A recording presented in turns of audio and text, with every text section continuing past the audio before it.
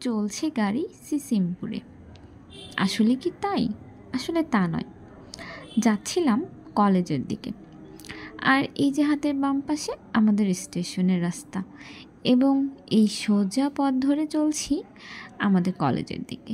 এই যে আজ হাতে চুড়ি পরেছি, একটু সুন্দর করে ওড়নাটা নিয়েছি, মাথায় ঘোমটা দিয়েছি, কারণ প্রখর রোদ ছিল। তার মাঝে এই যে সবুজের সমারোহ এবং এই স্নিগ্ধ বাতাস, সাথে হাতে চুড়ির রিনিঝিনি শব্দ, সব মিলিয়ে সময়টা কিন্তু বেশ ভালোই ছিল। আর এই যে দেখতে পাচ্ছেন, এটি হচ্ছে আমাদের জয়পুরহাট সরকারি কলেজ।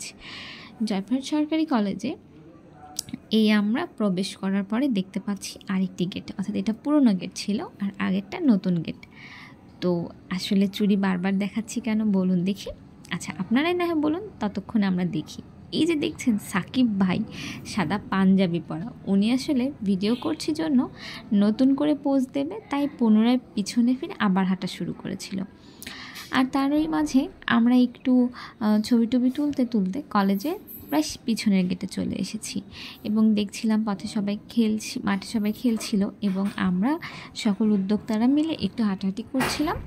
ওই যে দেখতে পাচ্ছেন লাল পাঞ্জাবি পরে, উনি হচ্ছে আমাদের প্রিন্স ভাইয়া।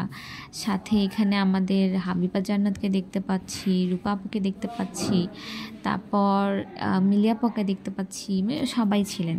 তো আর এই যে আমরা বসে পড়েছি আসলে আড্ডা দেওয়ার জন্য।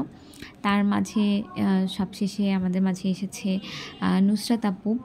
নুসরাত আপুর সাথে ছোট ভাগ্নে ছিল, এবং সাথে আমাদের নতুন একজন উদ্যোক্তা ছিল। আসলে নতুন বলতে নয়, পুরনো। আর তারই মাঝে আমি তো এই যে বাচ্চাদের সাথে খুনসুটি করছিলাম। আর এরকম করতে আসলে আমাদের মিটআপটা প্রায় শেষের দিকে চলে আসে, এবং আমরা এই ঠান্ডা ঠান্ডা শরবতটি খেয়ে স্টেশন থেকে সবাই বিদায় নেই। আর খুব মজা ছিল সব মিলে। সবাই ভালো থাকুক, মিস করছি সময়গুলোকে অনেক বেশি।